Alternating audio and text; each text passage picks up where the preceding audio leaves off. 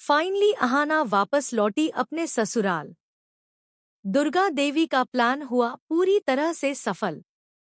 दोस्तों, बड़े घर की छोटी बहू के इतिहास का वह सबसे बड़ा, सबसे धमाकेदार और सबसे यादगार फैसला अब सामने आ चुका है। वह पल जिसका, वह घड़ी जिसका और वह इंसाफ जिसका हम सब हफ्तों, महीनों से इंतजार कर रहे थे, अब आ गया है। लेकिन यह पल वैसा नहीं आया जैसा पोल्टू और पीशीमोनी अपनी चालों और काले मंसूबों में सोच रहे थे। कोर्ट रूम का माहौल बेहद हाई वोल्टेज था। हवा भी जैसे थम गई थी। हर किसी की धड़कन तेज थी। हर किसी ने सोचा कि अब अर्जुन और अहाना के रास्ते हमेशा के लिए अलग हो जाएंगे। पोल्टू अपनी जीत की मिठाई बांटने के लिए तैयार खड़ा था। लेकिन उसी वक्त जज साहब ने एक ऐसा यू टर्न लिया कि पोल्टू की सारी खुशियां हवा में उड़ गई।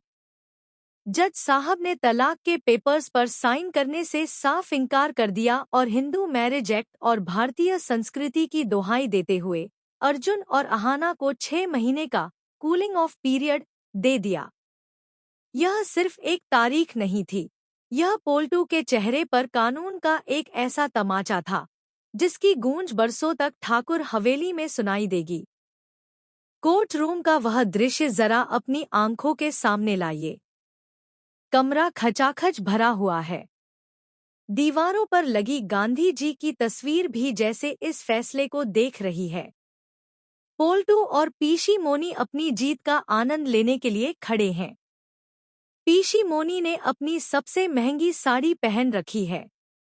उनकी आंखों में अहंकार है। पोल्टू बार बार अपनी घड़ी देख रहा है। दूसरी ओर अर्जुन खड़ा है, गुस्से और भ्रम में। उसकी मुट्ठियां भरी हुई हैं। माथे पर पसीना है। वह सोच रहा है कि आजादी बस दस्तक दूर है।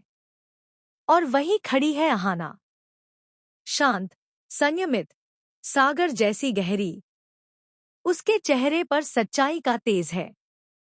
उसकी आंखों में सवाल है, क्या मेरा प्यार और त्याग हार जाएगा? कोर्ट के आदेश की सरसराहट पूरे कमरे में गूंज रही है। जज साहब पन्ने पलटते हैं और पोल्टू की ओर देखते हैं। पोल्टू की कुटिल मुस्कान फीकी पड़ जाती है। जज साहब बोलते हैं, यह केस इतना सीधा नहीं है। भारतीय कानून शादियों को जोड़ता है, तोड़ने के लिए नहीं। अगले 6 महीने तक अहाना और अर्जुन को शादीशुदा रहना होगा, एक ही छत के नीचे। अर्जुन चिल्लाता है, योर ऑनर, यह नाइंसाफी है। मैं इसके साथ नहीं रह सकता। पोल्टू अपने वकील के जरिए दलील